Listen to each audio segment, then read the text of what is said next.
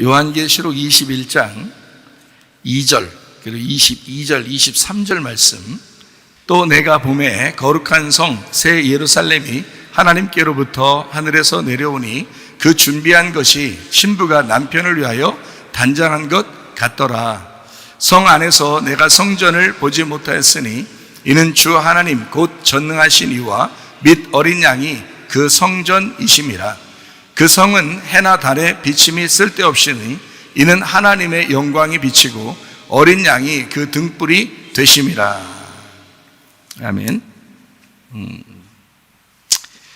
좀 생소한 이야기죠. 아기는 다 엄마가 낳는 거죠.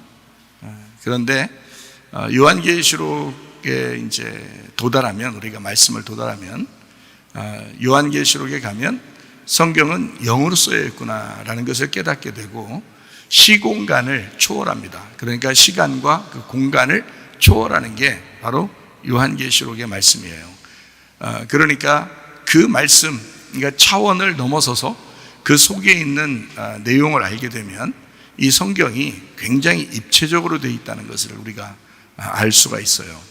그러다 보니까 제가 이제 그 시간을 초월한, 그러니까 공간을 초월한 하나님의 말씀들을 좀 이제 깨닫게 되고, 또 사람들에게도 이런 말씀들이 있구나라는 것을 좀 소개하고 그랬으면 좋겠다, 이런 생각이 드는 거예요. 요한계시록을 이제 많이 공부를 하다 보면 이제 분명히 영의 책이라는 것을 우리가 알 수 있습니다. 그냥 글자적으로 우리가 이해하면은 요한계시록을 이해하기가 참 힘들어요. 글자적으로 이해하면 그림이나 그려지고 뭐 이러면서 별로 이해하기가 참 힘들어지는데, 우리는 보이는 세계를 보이는 것으로 믿는 사람들이 아니고 보이지 않는 세계를 보이지 않는 믿음으로 믿는 사람들이에요. 그러니까 이것은 분명히 영의 책을 영으로 바라봐야 된다는 거죠. 그래서 성경을 성령이 오시기 전에는 사람들이 오해할 수밖에 없었어요. 왜냐하면 글자로 되어 있으니까 성경이. 그런데 성령이 오시니까 이 성경을 영으로 보게 되겠단 말이에요. 그러니까 영으로 보는 사람들만 이제 여기에 성경이 풀어지도록 이렇게 되어 있단 말이죠. 그러니까 예수님이 오시면은 수건이 벗겨진다 그러잖아요. 그죠? 수건이 뭐겠어요? 수건을 벗어놓고 다녀라, 수건을 쓰고 다녀라 하진 않잖아요. 예수님도 이제 나사로를 부활시킬 때 수건을 벗겨줘라 그러잖아요. 그게 이제 그 수건이라고 하는 게 우리 육체예요, 육체. 율법이 좋아하는 육체란 말이에요. 그게 수건이라고요. 그러니까 예수님이 오시면 그 수건이 벗겨지는 거예요. 그러면 이제 얼굴과 얼굴을 보게 되고 이제 눈으로 직시하게 되는 거죠. 수건을 이렇게 덮으면은 귀로만 듣잖아요. 그러니까 율법을 귀로 듣고 그래도 자기가 알았다 이렇게 하지만 사실 눈으로 보면 다르죠. 그래서 눈으로 보면 이제 정확하게 말씀을 알아갈 수가 있는 겁니다. 이런 것처럼 성경을 이제 좀 입체적으로 영적으로 보게 되니까 우리는 엄마가 아이를 낳지만 사실 결혼하고 나면 아내와 남편이 있는데 아내가 남편을 낳아요. 부부가, 어떤 사람들은 아기가 있는 사람이 있고 아기가 없는 사람이 있죠. 근데 아기가 없는 사람들은 생각할 때 나는 자식을 못 낳아서 어떡하지? 성경으로 보면 옛날 같으면 자식을 못 낳으면은 그 배는 죽은 배라고 그러거든요. 성경에서 보면. 그래서 여자들이 이제 아기를 낳기 위해서 굉장히 애쓰는 장면을 우리가 창세기 38장에서 다말에서 볼 수가 있죠. 다말이라고 하는 여자는 자기의 시아버지임에도 불구하고 자기의 배에 씨를 남겨달라는 그런 아주 그 간곡한 말을 이제 자기 속에다가 심는 거죠. 그 정도로 아기가 중요한 거거든요. 아기를 낳는 사람하고 아기를 낳지 못한 사람하고는 굉장히 차이가 있는 거죠. 그런데 우리가 이것을 성경을 이제 가만히 보면 입체적이라고 했잖아요. 그러면 이건 성경에서 이야기하는 거고, 이 세상에서는 결혼해서 아기도 없는 사람이 있고 아기도 있는 사람이 있단 말이에요. 그렇죠? 그러면 성경은 뭐라고 우리에게 말씀하시느냐 이거예요. 그럼 우리는 진짜 성경에 있는 글자대로 우리는 봐야 되는가? 그게 아니죠. 성경은 뭘로 보라고 했냐면 내용으로 봐라 그랬죠. 그죠? 내용으로, 의미로 봐야 된다. 이런 얘기를 했어요. 이 성경의 내용, 그 의미로 보면은, 우리가 이제 그 자궁이라는 그 배가요, 언약의 말씀이란 말이에요. 그럼 그 안에 이제 아들 둘이 있다 그랬어요. 그럼 언약의 말씀이 두 개가 있다 그랬어요. 선악과와 생명나무 이렇게 두 개가 있다. 그래서 에서와 야곱이 나오고 가인과 아벨이 나오고 뭐 이렇게 이스마엘과 이삭이 나오고 그렇죠? 그리고 이제 다윗에게는 죽은 아들이 하나 있고 그리고 이제 그 다음 솔로몬이 나오고 이렇게 뱃속에서 그런 이제 이야기들을 우리가 볼 수 있어요. 그러니까 성경을 이렇게 가만히 보면 아이 낳는, 그러니까 아들을 갖는 축복에 대한 이야기, 그리고 땅을 갖는 축복에 대한 이야기, 이 두 가지로 축복을 이제 집약할 수가 있어요. 그러니까 하나님은 우리에게 땅을 허락하신다, 이게 하나 축복이고요. 그 다음에 아들을 주신다, 이게 이제 축복이에요. 그러면 땅이라고 하는 거는 이제 쉽게 얘기해서 성경의 땅이라고 하는 건 쉽게 얘기해서 나를 말하는 거예요. 내 마음을 얘기하는 거죠. 밭을 얘기하는 거예요. 밭을. 그러니까 그 밭이 좋은 밭을 주시는 것을 이제 축복이라고 하는 거죠. 그러니까 원래 길가밭이 있죠. 그 다음에 돌짝밭이 있죠. 그 다음에 가시밭이 있죠. 이거 다 이제 제거가 되면, 그 육체가 다 제거가 되면 좋은 밭이 되는 거거든요. 땅을 주신 거예요. 축복이 됐단 말이에요. 좋은 땅이 됐다, 이 말은 축복을 받았다, 그 말이에요. 성경의 축복은 땅과 아들이란 말이죠. 그러면 내 마음의 밭이 땅이고, 그게 좋은 밭 되면 그 좋은 밭에 뭘 심어요? 아들을 심는 거예요. 씨를 심는 거란 말이에요. 그러니까 여기 사람들 얘기하는 게 아니에요, 성경은. 사람들이 성경에 나와 있는 대로 괜히 문자적으로 너무 많이 치우쳐 있다고요. 그것이 율법이라고 그러는 거라고. 그렇게 율법적으로 살지 말라고 해도 사람들이 거기에 매여 있고, 율법적으로 구원받을 수 없다고 그렇게 얘기해도 율법적으로 자꾸 성경을 본다고요. 그렇게 하면 안 된다고. 성경은 내용이 있다고요. 의미가 있다고.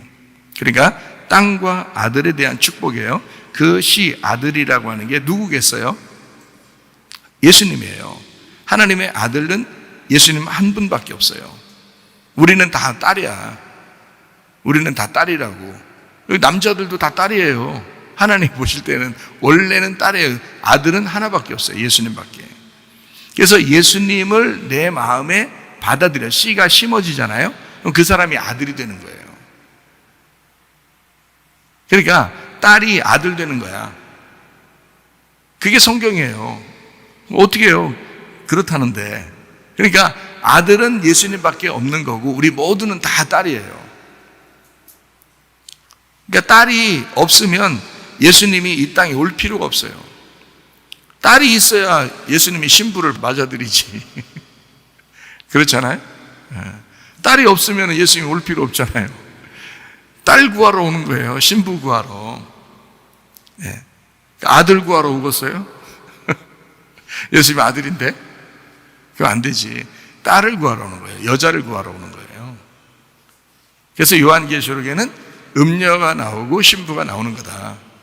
그래서 음녀를 신부 만들어서 자기 어린 양의 그 신부를 만들어서 영원히 살게 하는 게 그게 요한계시록의 결말인 거거든요. 그러니까 우리는 딸인데 음녀란 말이에요. 딸인데 음녀였어요. 그래서 우리가 신부가 돼서 신랑을 만나게 되는 게 이제 성경이기 때문에 그렇게 신부가 돼서 정결한 처녀로 주님을 이제 어린 양 대신 신랑을 만나는 것이다라고 이렇게 중매를 해주는 사람이 있었는데 그게 바로 누구냐면 바울이었습니다. 바울. 그러면 지금 이 시간에는 누가 여러분을 그렇게 중매하고 있나요? 제가 중매하는 거예요. 바울이 예수님은 아니잖아요. 무슨 말인지 알겠어요? 바울이나 나나 똑같다고요. 베드로나 바울이나 나나 똑같은 중매쟁이라고요. 우리는 진짜 사는 건 중매쟁이하고 사는 게 아니라 신랑하고 사는 거지. 중매해줬다고 중매쟁이하고 살겠어요? 그렇지 않죠. 신랑을 만나게 해주면 그 신랑하고 사는 거예요. 중매쟁이는 빠지는 거야. 신랑을 진짜 만나게 되면요. 침례 요한이라는 사람이 중매쟁이였어요. 중매쟁이. 그런데 이제 예수님이 오셨죠. 그러니까 이스라엘 백성들에게 이 중매쟁이가 굉장히 의로웠거든요. 근데 예수님이 이제 오니까 이 중매쟁이가 빠져야 되잖아요. 예수님 만나게 해야 되니까 자기가 빠져야 돼. 그래서 예수님을 소개하고, 예수님은 내 뒤에 오시는 분은 진짜 내가 신들매도 감당치 못한 분이다. 대단하신 분이다. 그분을 만나야 된다. 그분은 성령과 불로 침례를 주시는 분이다. 나는 물로밖에 침례를 못 주지만 그분은 불과 성령으로 침례를 주시는 분이야. 그렇게 소개를 하고 자기는 어떻게 해요? 잡혀서 죽는 겁니다. 그래서 목이 잘리죠. 침례 요한은. 목이 잘린 사람은 요한계시록 20장에 보면 목이 잘린 사람이 천년왕국에 들어간다 그랬죠. 목이 잘린 사람. 그러니까 이 침례 요한이 가장 의로운, 그러니까 예수님을 이 땅에서 사람들에게 중매한 가장 의로운 중매쟁이였어요. 침례 요한이. 그래서 자기는 이제 나갔죠. 이거를 목이 나갔죠. 그리고 예수님을 이제 만나게 해준 거예요. 그게 사명입니다. 중매쟁이는 그 사명을 감당하다가 주님이 네가 이때까지 사명을 감당해야 돼 하는 곳까지만 사명을 감당하는 거예요. 그리고 가는 거예요. 저도 마찬가지고 바울도 마찬가지고 베드로도 마찬가지예요. 침례 요한도 마찬가지예요. 우린 중매쟁이에요. 그렇게 중매하고 다른 사람을 주님 만나도록 그렇게 만드는 것입니다. 그게 우리들이 해야 할 일이다. 고린도후서 11장 2절 말씀, 내가 하나님의 열심으로 너희를 위하여 열심을 내노니 내가 너희를 정결한 처녀로 한 남편인 그리스도께 드리려고 중매함이로다, 이렇게 되어 있습니다. 그러니까 바울이 뭘로 중매를 하려고 했다고요? 정결한 처녀를 만들어서 예수님에게 중매해야 되겠다. 음녀를 중매하면 중매쟁이가 뺨 맞잖아요. 음녀를 예수님이라는 신랑한테 중매하면 뺨 맞는다. 그래서 음녀를 신부 만들어야 돼. 정결한 신부로 만들어서 신랑이신 예수님 만나게 해주는 게 중매쟁이들의 하는 일이에요. 바울도 중매쟁이였기 때문에. 그러니까 사명이 굉장히 좀 무겁죠. 왜냐하면 음녀를 신부 만들어야 되니까. 그죠? 정결한 처녀를 만들어야 되니까 무겁죠. 그래서 신부가 이제 되면 남편이 신부의 아기가 됩니다. 제가 이제 입체적이라고 얘기했잖아요, 성경을. 요한계시록에 21장 22절을 우리가 보면, 성 안에서 내가 성전을 보지 못했다. 이는 주 하나님 곧 전능하신 이와 및 어린 양이 그 성전이다, 이랬어요. 그러면 성전이 어린 양이죠? 하나님입니다. 근데 그 성전이 성 안에서 안 보여요. 그럼 성은 누구를 얘기하는 거예요? 요한계시록 21장 2절에 보면 뭐라고 돼 있어요? 또 내가 보면 거룩한 성 새 예루살렘이 하나님께로부터 하늘에서 내려오니, 그것이 뭐라고요? 그 준비된 게, 정결한 처녀로 준비된 게 신부라는 거죠. 신부가 남편을 위하여 단장했다는 거잖아요. 그죠? 그러면 성은 여자고, 그죠? 그러면 그 속에 있는 어린 양 되신 성전은 그 성 안에 들어있잖아. 근데 안 보이잖아. 그렇죠? 그러면 그 신부 안에 들어가 있는 거예요. 맞죠? 자, 교회 안에 예수님이 꼭 계십니다. 어린 양 되신 예수님이 신랑으로서 계신데 안 보인다 그랬죠? 교회만 보인다 그랬죠. 그죠? 예. 그러니까 신랑 되신 예수님이 성전인데 안 보여요. 신부만 보여요. 그러면 뭐 하고 있는 거예요? 자, 엄마가 아기를 이렇게 잉태했어요. 이렇게 아기를 이렇게 임신을 해. 임신하면 아기가 보여요, 안 보여요? 안 보이죠? 근데 10달이 되면, 10달이라는 게 손가락 10개, 발가락 10개, 10개를 보면 10계명도 10계명이잖아요. 완전하단 말이에요. 10달이 되면 이제 이 10계명 같이 그 말씀의 완성이 오면 이 뱃속에서 이게 표시를 안 내고 싶어도 점점점 표시가 나요. 처음에는 표시가 안 나. 씨가 심겨졌을 때, 이 아들이 잉태가 됐을 때 이게 표시가 안 나다가 점점 10달이 가까울수록 계속 표시가 나기 시작해요. 출산하고 싶다는 얘기죠. 그죠? 그래서 이게 임신을 하게 되면 안 보이는데 엄마가 혼자 걸어 다니는 것 같아요. 근데 안에 누가 있어? 자세히 보면 아기가 있어요. 그러면 아기를 임신할 때부터 엄마 입맛이 바뀌어요? 안 바뀌어요? 바뀝니다. 엄마 입맛이 바뀌어요. 아기 입맛으로 바뀌어요. 아기가 좋아하는 것으로 바뀌어요. 속에 아기가 먹고 싶은 거로 엄마 입을 바꿔놔요. 그러니까 주인이 누구였던 거예요? 주인이 그때부터 누가 되는 거야? 아기가 들어왔는데 주인이 누가 돼요? 아기가 주인이 되는 거예요. 여러분, 부부가 결혼을 하잖아요. 그럼 남편과 아내가 있어요. 주인이 누굴까요? 남편이에요. 주인이 남편이잖아. 근데 이 여자가 남편의 아이를 씨를 받아서 아이를 임신했더니 그 아이가 엄마의 주인이 되더란 말이에요. 그럼 이 아이는 나중에 뭐가 되기 위해서 여기서 지금 자라나고 있는 거예요? 아기를 엄마가 지금 낳잖아. 아기를 엄마가 낳는데 그 나면 그 아기는 이 뱃속에서 뭐가 되기 위해서 준비가 되고 있냐고. 뱃속에 들어갈 때부터 뭐 한다고? 엄마를 자기 맘대로 한다고. 자기가 주인 됐다고. 그러면 이 아이는 지금 뭐가 되려고 지금 나오는 거예요? 주인 되려고 나오는 거예요.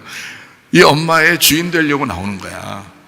그러면 부부가 결혼하면 누가 주인이라고? 남편이 주인이라며. 그렇죠? 그런데 엄마가 임신을 했더니 그 속에 임신한 그 아이가 엄마의 주인이 되네. 근데 엄마의 주인 노릇하려고 애가 태어나요. 그래서 애가 태어나자마자 엄마가 다 어떻게 해요? 다 섬겨주고 다 책임져 주죠. 누가 주인인 거예요? 네, 아기가 주인인 거예요. 주인님, 주인님 그러면서 주인님 그러면서 기저귀도 갈아주고 밥도 먹이고 다 알아서 해줘요. 치워주기도 하고요. 옷도 입혀주고 뭐 사달라면 다 사주고요. 주인이니까. 그러니까 아기가 태어나서 항상 주인이야. 알고 보면 자식이 아니야. 늘 주인이야. 그러니까 부모는 계속 섬겨주다 판나는 거야. 계속 섬겨주고 책임지고 그러다가 판나는 게 그게 부모인 거예요. 가만히 생각해 보면 그렇죠? 그러니까 우리는 부모니까 막 효도 받아야 된다 그러잖아요. 그런데 알고 보면 계속 섬기고 있는 거야, 자녀를. 부모라는 죄인이 부모가 죄인 돼서 그래요. 그래서 자녀를 무조건 섬기는 거야. 자, 이제 오늘 이제 주제로 넘어가서 한번 얘기를 해봐요. 성경적으로 보면 우리의 속에 우리 여자라는 엄마는 우리는 언약의 말씀이라 그래요. 성경적으로 보면 언약의 말씀인데 이 속에 언약의 말씀으로 누가 잉태가 되는 거예요? 예수님이 잉태가 되는 겁니다. 우리의 아들로, 하나님의 아들이 우리의 아들로 잉태가 되는 거예요, 우리 속에. 그럼 10달이 되면 표시 안 내고 싶어도 계속 10달이 되면 여러분 10달보다 더 많이 교회 다녔죠. 근데 표시도 안 나. 그러면 안 돼. 제가 보니까 은혜 받고 그 다음날부터 표시가 나더라고. 금방. 입맛이 바뀌고 생활 패턴이 바뀌고 생각이 바뀌고 다 바뀌더라고. 은혜를 받으니까. 근데 10달도 넘게 교회를 다니면서도 표시도 안 나는 사람도 있어. 그거 이상하지? 그럼 안 돼. 속에서 아기가 자라나면 반드시 10달 동안 자라나면 표시를 내기 싫어도 계속 이렇게 막 쪼여서 이렇게 옷 이렇게 입어도 점점 나와요. 이 표시가 나게 돼 있어. 아기가 나오고 싶어가지고 이 속에서 부활하고 싶으니까 계속 이제 표시가 나게 돼 있어요.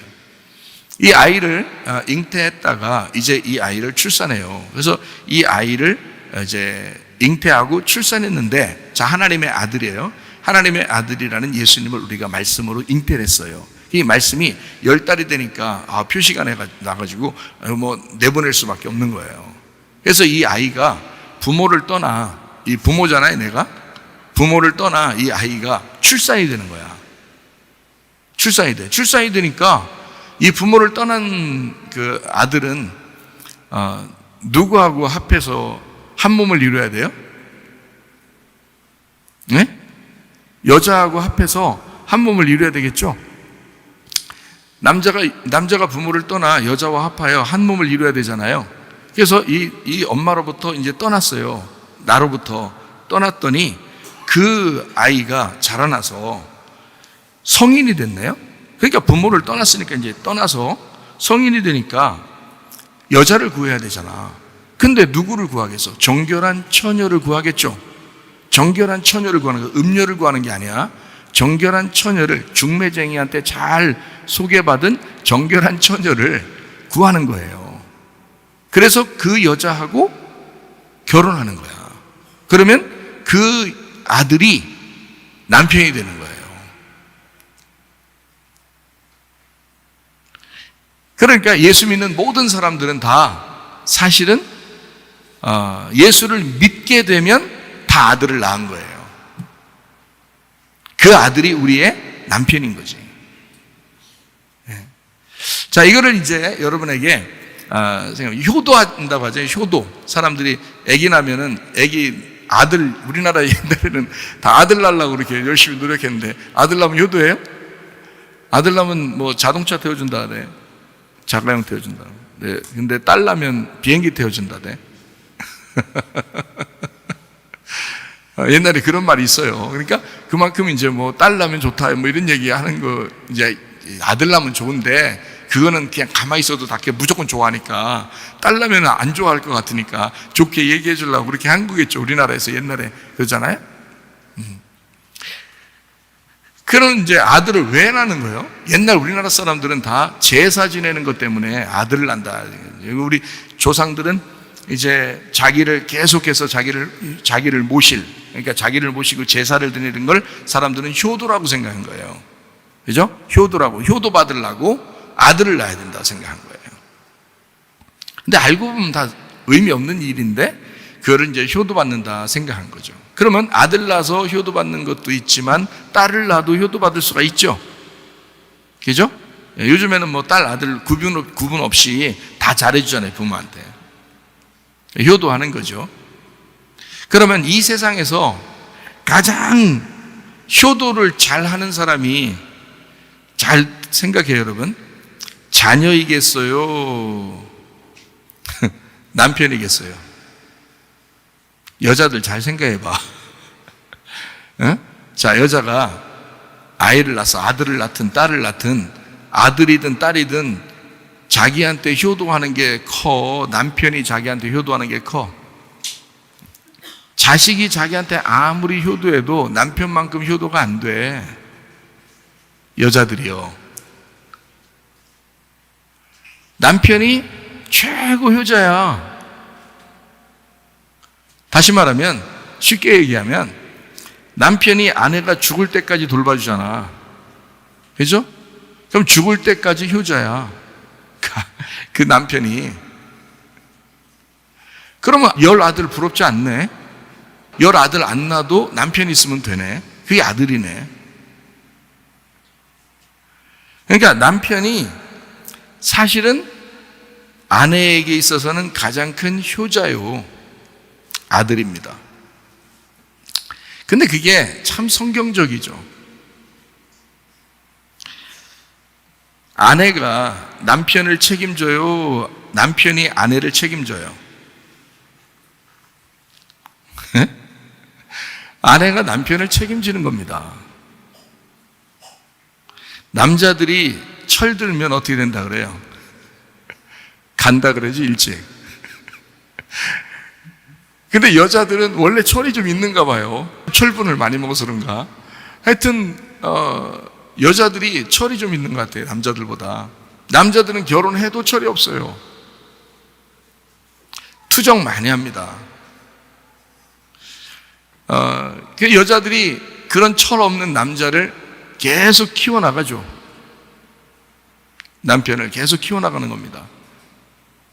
여러분, 여자들이 참 성경을 모르면 남편에게서 뭘 그렇게 받으려고 그래요. 그게 철없어서 그래요, 그게. 여자가 남자를 키워나가는 거예요, 성경적으로는. 성경에 남편이신 예수 그리스도가 내 뱃속에서부터 내가 키우는 거야.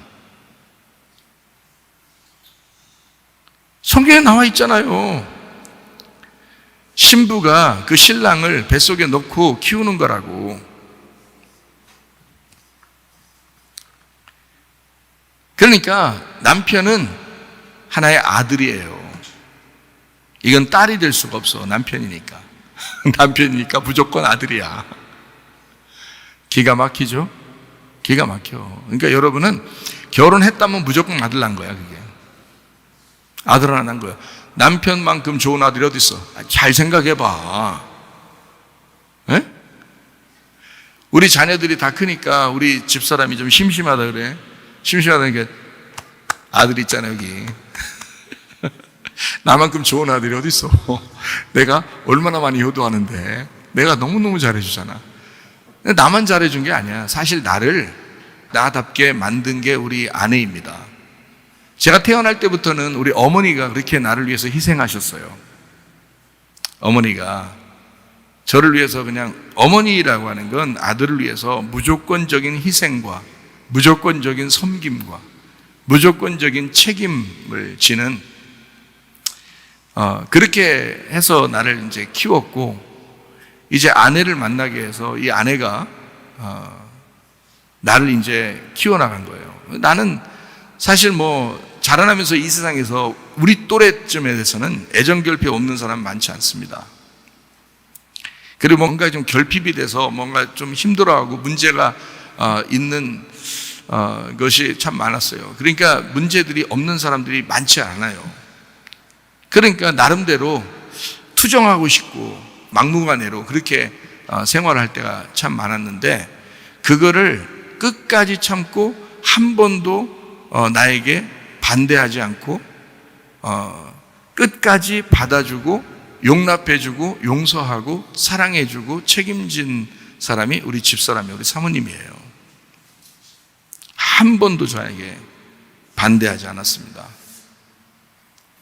제가 얼마나 율법적이고 힘들고 괴로운 일 많아가지고 막 그냥 말이 좋은 말로 투정이지 진짜 승질내고 함부로 살고 아무렇게나 내가 살았는데, 그런데 우리 이제 집사람이 어머니처럼, 그러니까 어릴 때의 어머니가 있고, 그리고 다 커서 또 하나의 엄마가 나를 키우듯이 그렇게 키워낸 거예요.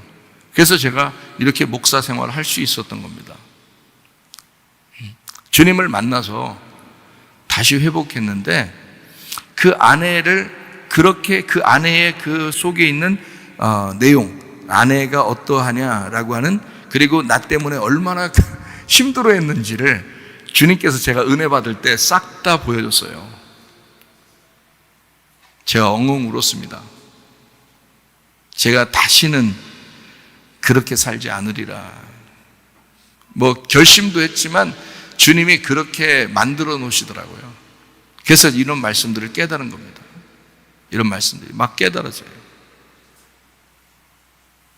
아내는 나의 아내이면서 나의 딸이면서 또 나의 엄마가 되는 거예요. 그러니까 나의 모든 투정을 다 받아줬죠. 엄마가 진짜 나를 위해서 그렇게 희생하고 나를 섬기고 나를 책임지고 나를 지지하고 용납해 주니까 나도 평생을 효도하고 싶은 거예요. 내가 우리 아내한테 그랬어요. 내가 평생을 아들로서 효도하리라.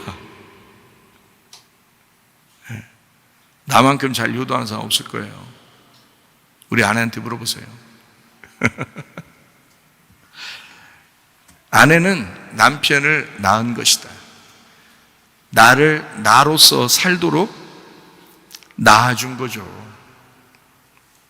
그게 아내입니다. 그걸 제가 아니까, 성경적으로 이걸 아니까 제가 이 아내한테 아내가 잘해달라고 얘기 안 해도 내 평생을 그렇게 살고 싶은 거예요. 물론 우리 어머니가 계시죠. 그래서 저한테는 우리 어머니가 어머니로서의 삶을 어떻게 자식을 위해서 사는지 저한테 가르쳐 주신 분이고요. 첫 번째로. 그래서 저는 두 어머니를 통해서 내가 만들어졌다.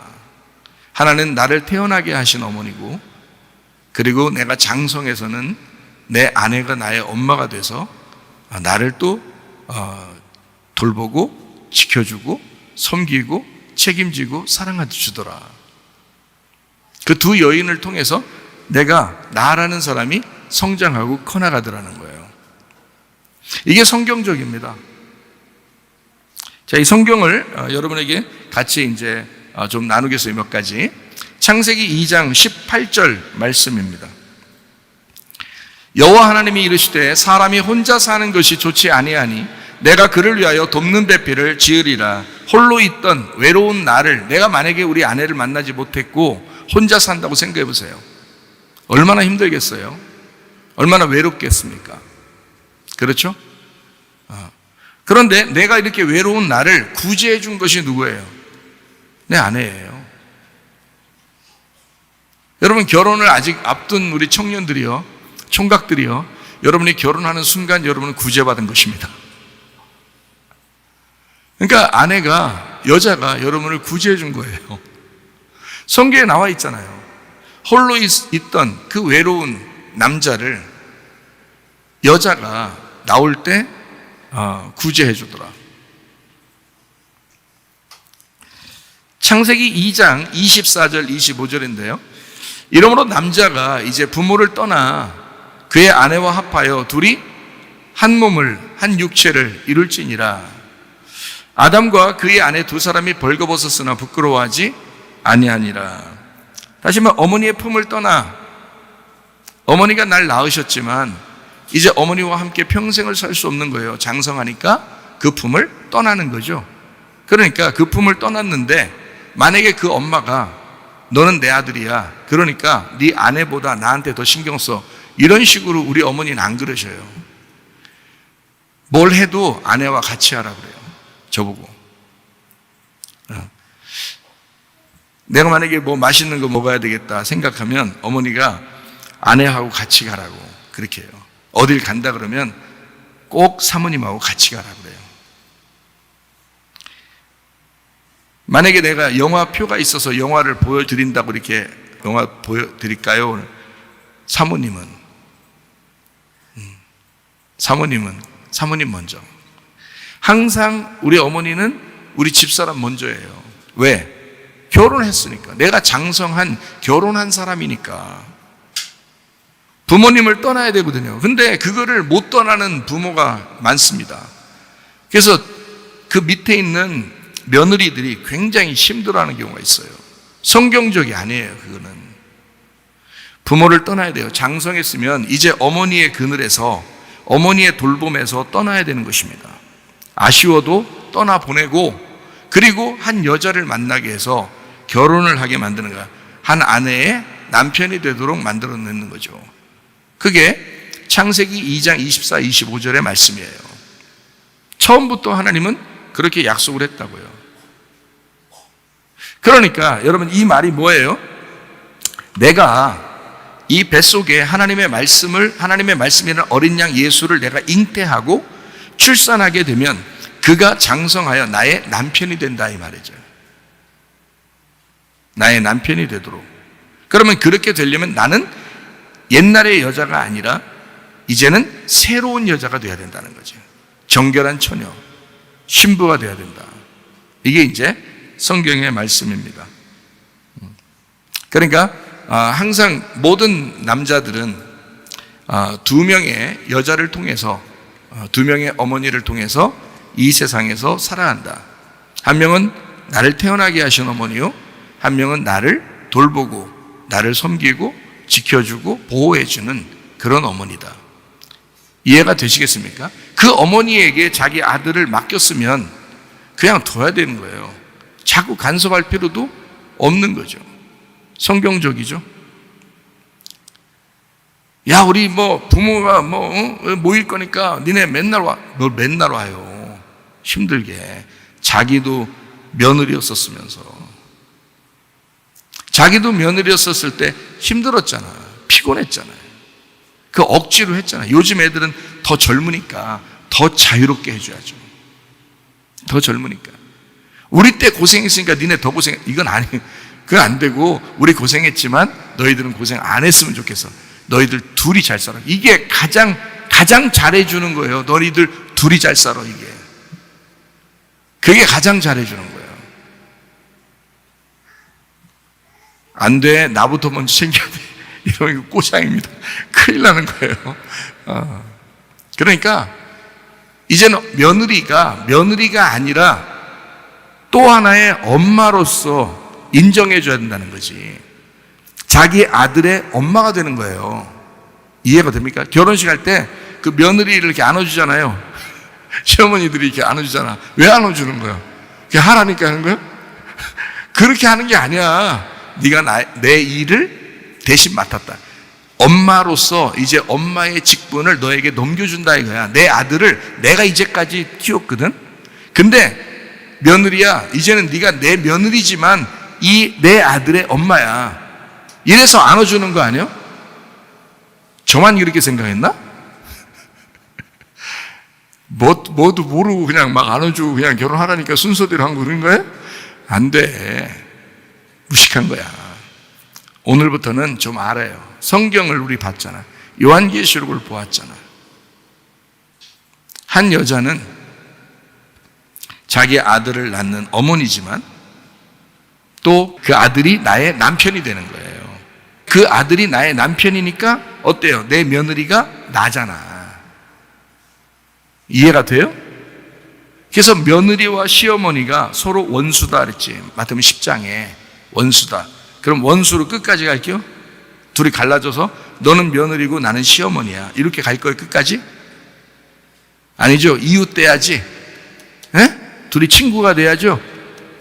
그러니까 며느리가 시어머니가 되고 시어머니가 며느리가 돼서 하나가 돼야 되겠죠. 그게 사랑이야.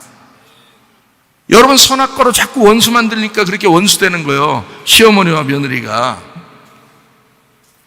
그거 하지 말라는 거지. 지금 시어머니가 그 아들을 지금 며느리에게 맡길 때는 내 일을 대신해 달라고 맡기는 거잖아. 그러니까 어머니가 된 거지. 시어머니와 똑같은 위치죠. 간섭하면 안 되지. 넌 며느리니까 내 말 들어. 이게 아니고 가르치려 들는 게 아니죠. 서로 협력하는 거지. 필요할 때 얘기하면 도와줄 수 있죠. 그러나 명령하거나 가르치려 들면 안 된다는 것입니다. 어머니니까, 내 아들의 어머니니까. 참, 성경만 이런 얘기할 수 있어요. 입체적이니까. 다른 어디에서도 이렇게 얘기할 수 없죠. 왜냐하면 입체적인 성경에서만 이런 얘기를 할 수 있는 거니까. 성경에서 내 남편은 예수님이십니다. 그리고 내 아들도 예수님이십니다. 성경에서는요. 그래서 오직 아들은 예수님이고 오직 남편은 예수님이에요. 나는 어머니고 아들을 잉태하는 어머니고 그리고 그 남편의 아내예요. 자, 어때요? 이해가 되셔요? 무슨 말인가? 자, 창세기 3장 6절. 여자가 그 나무를 본즉 먹음직도 하고 보암직도 하고 지혜롭게 할 만큼 탐스럽기도 한 나무인지라. 여자가 그 열매를 따먹고 자기와 함께 있는 남편에게도 주매 그도 먹은지라. 하와입니다. 하와라는 이 여자가 선악과 먹었다 이렇게 되어 있습니다. 창세기 41장 50절 말씀. 흉년이 들기 전에 요셉에게 두 아들이 나되 곧 온의 제사장 보디베라의 딸 아스낫이 그에게서 낳은지라 이렇게 되어 있습니다.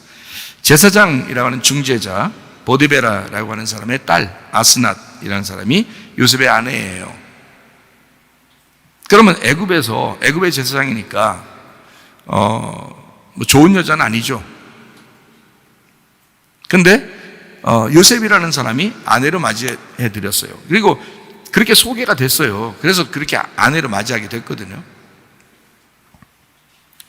요셉이라고 하는 이 사람, 아들 둘을 낳죠. 하나는 므낫세, 하나는 에브라임을 낳습니다. 그 누가 난 거예요? 이 여자가 난 거예요. 아스낫. 이 여자가. 요셉이 다른 부인이 있다는 얘기가 없어요. 이 여자가 그렇게 난 겁니다. 여자가 형편없는 여자지만, 다시 말하면 애굽에 있는 제사장이고 요셉은 가나안 땅에서 온 하나님의 백성이에요. 근데 그 여자를 만나서 아기를 낳았어요. 첫 번째 아들을 므낫세라 그러고 두 번째 아들을 에브라임이라 그랬습니다. 요셉이라는 이름이 요세프, 그가 더할 것이다 라는 말이고, 야사프에서 나온 단어인데 더하다, 증가하다, 모이다, 배가 되다, 이런 의미입니다. 그래서 두 배로 이렇게 나온, 그래서 므낫세, 에브라임으로 두 개로 이렇게 나오게 되죠. 므낫세라는 게 메나쉐, 잊게 한다라는 말이고요. 나샤, 잊어버리다, 제거하다에서 나온 단어입니다. 그러니까 이 말은 십자가의 죽음으로 잊어버린다, 모든 죄가 사라진다, 모든 고통과 슬픔이 사라진다 라고 하는, 요셉이 첫 번째 의도적으로 므낫세 이름을 지은 것입니다. 아들을요. 자기가 슬펐잖아요. 진짜 감옥에도 갇히고 죽을 뻔하다 살아나고 진짜 죽음 가운데서 온 사람이에요. 그 모든 것을 잊어버리고 자기를 이제 팔았던 그 형들의 모든 죄도 다 잊어버리는, 예수님도 우리를 위해서 십자가 지시면서 모든 죄를 다 제거하시고 다 이루시고 다 없애버렸죠. 그렇게 하고 난 다음에 에브라임이라는 아들을 낳아요. 이 에브라임이 에프라임, 두 배의 과일입니다. 두 배의 과일, 에프라트에서 왔어요. 열매를 많이 맺는다 해서 왔습니다. 그러니까 므낫세와 에브라임을 통해서 이 요셉은 두 아들을 통해서 하나는 죽음을, 하나는 부활을 의미한 것입니다. 그러니까 요한복음 1장 14절 말씀이 육신이 돼서 우리 가운데 거하시며 우리가 그의 영광을 보니 아버지의 독생자의 영광이요 은혜와 진리가 충만하더라. 말씀이 육신이 돼서 왔어요. 왜요? 죽으러요. 예수님이 죽으러. 그러면 이 말씀이 어떻게 돼요? 부활하죠. 그게 요셉이라고요. 그러니까 요셉이 말씀이 육신이 돼서 이 땅에 오신 예수님을 그대로 반영해서 나오는 말씀이에요. 그러니까 예수님의 아버지가 누가 돼야 되겠어요? 요셉이 돼야 되는 거야. 왜냐하면 요셉이 아들 둘을 낳죠. 죽음과 부활을. 그죠? 말씀이 육신이 돼서 오신 예수님의 아버지는 요셉이 돼야 되는 거지. 그래서 아버지 이름이 요셉인 거예요.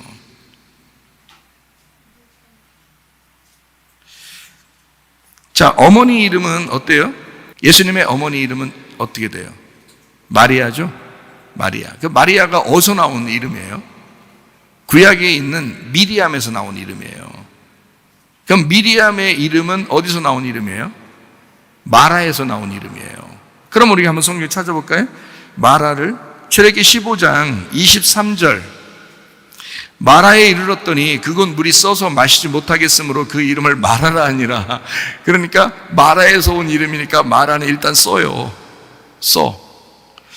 15장 25절 26절, 모세가 여호와께 부르짖었더니 여호와께서 그에게 한 나무를 가리키시니 그가 물에 던지니 물이 달게 되었더라. 어떻게? 나무 때문에요. 나무가 십자가거든요. 그 십자가가 그 쓴 걸 다 독을 빨아들인 겁니다. 그러니까 나머지 물이 달게 된 거예요.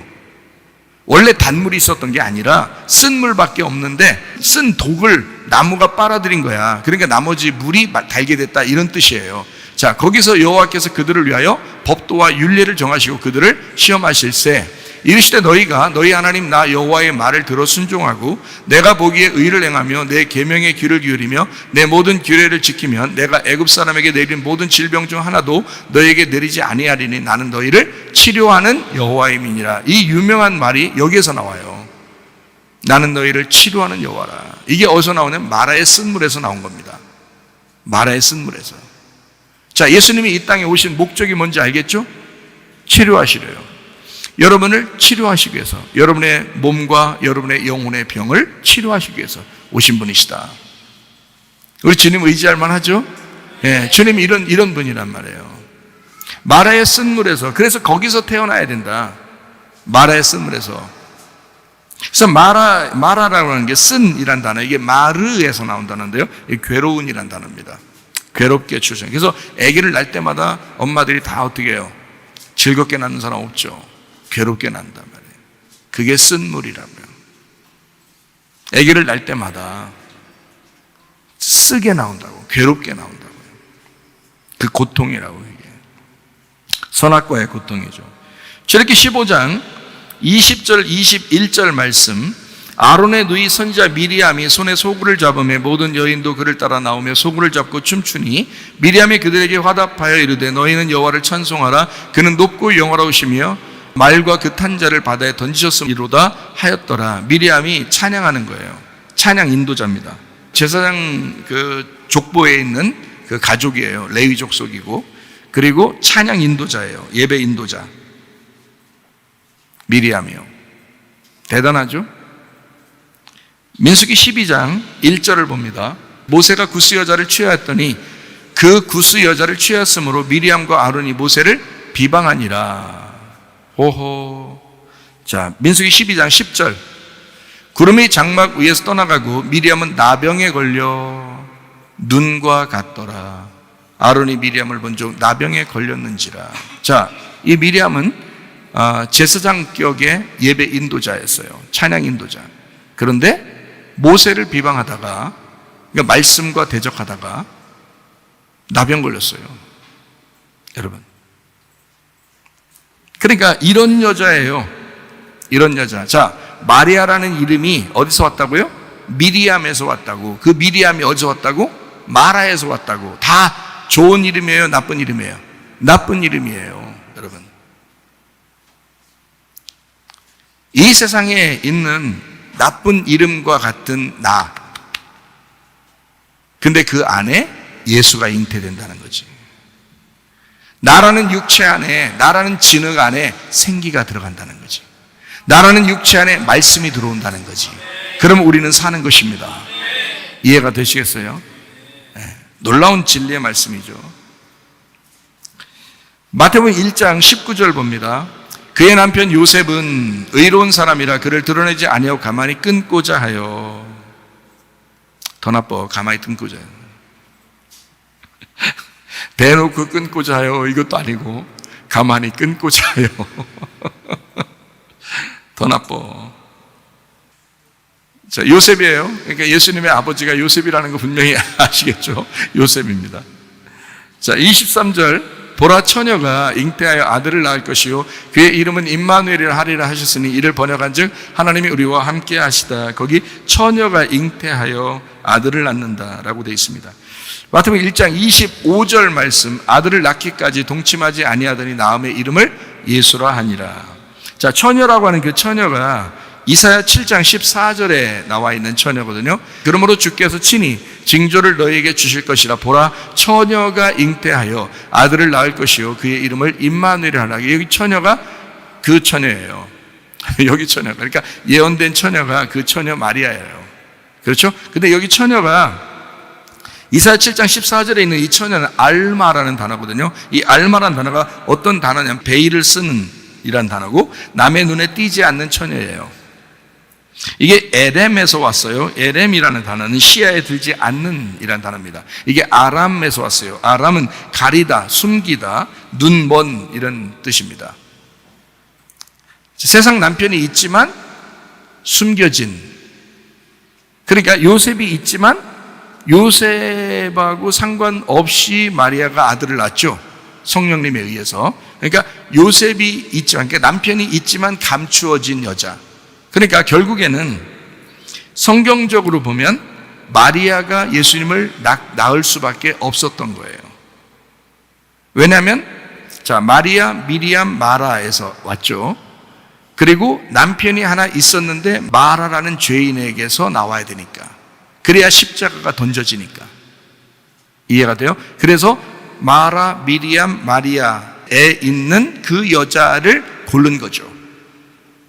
마리아라는 이름이 얼마나 많았겠어요. 그리고 예수님이라는 그 메시아를 잉태하고 싶어서 기다리던 사람이 그때 당시에도 수십 명 있었다고 그래요. 그 당시에. 아, 이때쯤 되면 메시아가 나오지 않을까? 그러면 그 처녀에게서 잉태해야 되니까 뭐 어떤 사람은 결혼도 안 하고 막 기다리던 사람도 있고 어떤 사람은 결혼하고도 기다리는 사람들이 있었단 말이에요. 자기 뱃속에 메시아가 오지 않을까 해서. 근데 마리아가 선택된 거예요. 마리아. 그러니까 하나님은 일부러 그 마리아를 선택한 거죠. 어떤 사람? 남편이 있으면서 그럼에도 불구하고 감추어진 그 여자를 선택을 한 거죠. 우리 그 처녀라고 하는 이 단어가 원래 구약에서 알마라고 할 때는 남편이 있는 처녀거든요. 그런데 에스더서 2장 3절에 보니까 전국 각 지방의 관리를 명령하여 아리따운 처녀를 다 도성 수산으로 모아 후궁으로 들여 궁녀를 주관하는 내시 해계의 손에 맡겨 그 몸을 정결하게 하는 물품을 주게 하시고 할 때 거기 아리따운 처녀를 구할 때 그 에스더가 나왔죠, 그죠? 예, 그 처녀는 베툴라라는 처녀예요. 그게 정결한 처녀입니다. 신부예요. 분리된 신부를 말할 때 베툴라라고 써요. 그러니까 이사야 7장 14절에 나와 있는 보라 처녀가 잉태하여 아들을 낳을 것이요 할 때 그 예수님을 낳을 것이요 하는 것은 진짜 순수하고 깨끗하다라고 해서 쓴 게 아니란 말이에요.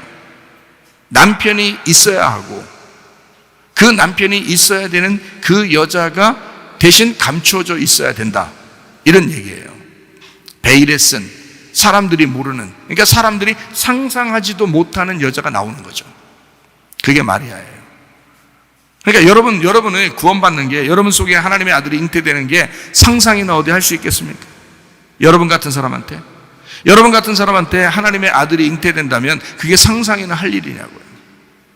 상상할 수 없는 일이 벌어진 거예요, 이 마리아가. 요셉과 마리아가 예수님을 낳게 됩니다. 그리고 이 예수님이 십자가에 죽으시죠. 십자가를 죽으시고 다시 부활하셔요. 그리고서 그 예수님이 주님과 그리스도가 되는 것입니다. 자, 봐요. 마리아도 포함해서 모두 다 구원을 받아야 되니까, 마리아가 아기를 잉태했다고 해서 예수님을 태어나게 했다고 해서 예수님의 어머니가 됐다고 해서 그냥 자동적으로 구원받는 게 아니에요. 예수님이 죽으시면서 그 여자도 구원을 받아야 되는 거예요. 누가복음 2장 35절 말씀, 또 칼이 네 마음을 찌르듯 하리니 이는 여러 사람의 마음의 생각을 드러내려 함이니라 하더라. 자, 누구한테 한 얘기냐면 마리아한테 한 얘기예요. 마리아한테 네 가슴 찢어질 거야. 너 네 마음 찢어질 거야. 누구 때문에요? 그 아들 때문에. 네 아들 때문에 네 가슴이 찢어질 거야. 실제로 이런 일이 있었죠. 실제로 이런 일이 있어요. 찢어진 가슴을 안고 살아가고 있는 이 마리아의 진짜 남편이 되기 위해서 예수님께서 십자가를 지시는 겁니다. 잘 생각해봐요. 이 마리아는 예수님을 잉태했습니다. 그리고 출산하고 이 아이를 키웠습니다. 그런데 결국 십자가의 그 죽으심 아래서 그 여자가 드디어 그 아들의 아내가 되는 거죠. 예수님이 남편이 되시는 겁니다. 참 놀라운 일이죠. 요한복음 19장 25절, 예수의 십자가 곁에는 그의 어머니와 이모와 글로바의 아내 마리아와 막달라 마리아가 손을, 이 마리아가 참 많아요. 이름이 마리아가 원래 이름이 많아요. 그렇단 마리아. 요한복음 19장 27절 말씀, 또 그 제자에게 이르시되 보라 내 어머니라 하신대 그때부터 그 제자가 자기 집에 모시니라 이랬습니다. 제자 요한과 그 어머니를 연결시켜 주는 것입니다. 그죠? 너의 어머니야 이러죠. 너의 어머니야. 요한이라고 하는 사람은 예수님의 제자예요. 이제 우리로 말하면 지금 우리들과 같은 것입니다. 주님의 교회를 말하는 거죠. 너의 어머니야. 자기를 이제까지 길러낸 어머니, 그 어머니가 이제는 그 아들을 죽음에 이제 가게 됐잖아요. 그 아들이. 그러니까 이 아들과 결별이죠. 그러니까 다른 아들을 이제 해줬다. 도의적인 면에서 이렇게 생각하는 사람도 있던데 그게 아니고 그 어머니의 아들, 그 아들이 요한이 됨으로써, 자 봐요. 예수님이 이제 십자가 못 박혀 돌아가시잖아요. 그 아들의 교회가 요한인 거예요. 그러니까 그 교회를 어머니에게 맡기고 어머니를 교회가 맡도록 한 거예요. 그게 언약의 말씀의 관계입니다. 교회는 언약의 말씀을 맡았고 언약의 말씀은 교회를 보호하는 거예요. 이렇게 맡겼단 말이에요. 예수님이 십자가 못 박혀 돌아가시면서 어머니와 그 아들을 다시 연결해 줍니다. 예수님 뭐 됩니까? 예수님은 그때부터 이제 뭐가 될 거니까? 남편이 될 거니까. 참 이상한 얘기들이죠. 이제 예수님이 돌아가실 때는 마리아와 요한을 연결시켜 놓고 그리고 이제 돌아가셔요. 그래서 20장 16, 17절에 보니까 예수님 부활하시고 첫 번째 만난 사람이 또 마리아예요. 마리아. 그러니까 이상하죠, 여기죠? 자, 태어날 때도 마리아, 죽을 때도 마리아, 부활할 때도 마리아예요. 성경은 이상하게 되어 있죠, 그죠? 이상한 게 아니라 마리아가 우리면서 나이면서 내가 아들을 잉태하고 출산하면서 그 아이를 길러내고 그 아이의 아내가 되도록 만들어 놓는 거예요. 그게 마리아라는 비밀입니다. 요한복음 20장 16, 17절에 예수께서 마리아야 하시거늘 마리아가 돌이켜 히브리 말로 라보니 하니 이는 선생님이라는 말이라.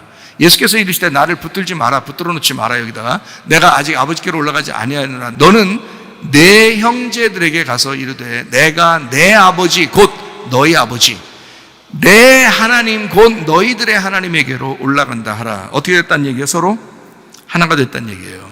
제자들과 그 마리아와 예수님이 하나가 됐다는 얘기예요. 내 아버지 너희들의 아버지 내 하나님 너희들의 하나님에게 올라간다 하라. 영으로 하나가 됐다는 얘기예요. 요한계시록 21장 2절 말씀, 또 내가 보매 거룩한 성소의 예루살렘이 하나님께로부터 하늘에서 내려오니 그 준비한 것이 신부가 남편을 위하여 단장한 것 같더라. 정결한 신부로 준비된다는 얘기죠. 21장 22절 23절 말씀, 성 안에서 내가 성전을 보지 못하였으니 이는 주 하나님 곧 전능하신 이와 및 어린 양이 그 성전이심이라. 그 성은 해나 달에 비침이 쓸데없으니 이는 하나님의 영광이 비치고 어린 양이 그 등불이 되심이라. 이 성 안에 성전이 있었다. 어린 양이 등불 되셨다. 등불이 꺼지면 어떻게 돼요? 어둠이죠. 어둠이 되면 음녀가 된단 말이에요. 그러면 바알 숭배를 하게 되는 것입니다. 예배가 바뀌는 거예요. 예배가 등불이 꺼지지 않았을 때의 예배와 등불이 꺼졌을 때의 예배는 간단하게 이 얘기예요. 등불이 꺼지지 않고 예배를 드리면 신부의 예배고요, 등불이 꺼지고서 예배를 드리면 음녀의 예배가 되는 것입니다. 무슨 말인지 알겠죠? 그러니까 등불 꺼지지 않는 성이 돼야 되겠죠. 물론 예수님은 등불이 꺼지지 않을 것입니다. 다시 말하면 등불이 꺼지지 않을 것이다. 등불이 계속돼서 영원히 꺼지지 않을 거야 라는 것은 절대 너희들을 포기하지 않을 거야. 왜냐하면 내가 너희의 남편이니까. 내가 너희의 아들이고 내가 너의 남편이고 내가 너의 주인이니까. 주님은 우리에게 등불이 되시겠다라는 얘기예요. 누가복음 11장 27절 28절 말씀입니다. 이 말씀을 하실 때에 무리 중에서 한 여자가 음성을 높여 이르되 당신을 뵌 태와 당신을 먹인 젖이 복이 있나이다 하니 예수께서 이르시되 오히려 하나님의 말씀을 듣고 지키는 자가 복이 있느니라 하시니라. 무슨 말이냐? 이 말이 하나님 말씀을 듣고 지키는 자가 복이 있다, 그냥 복 받았다 이런 얘기예요? 그런 얘기 아니에요. 잘 봐요. 여기 뭐라고 돼 있어요? 당신을 뵌 태와 당신을 먹인 젖이 복이 있나이다 그랬죠? 27절에. 그죠? 그랬더니 28절에 뭐라고 했다고요? 그거 아니야. 나를 직접 잉태하고 나를 출산하고 나에게 젖을 먹인 자가 마리아야. 근데 그 마리아가 중요한 게 아니고 이 말이에요. 그게 복이 아니고 뭐가 진짜 복이냐면 말씀을 듣고 지키는 자가 복이 있는 거야. 그러면 이 말씀을 듣고 지키는 자가 뭐 한다는 거예요? 말씀을 듣고 지키는 자가 복이 있어. 이 말은 이어서 써놨잖아요. 27절하고.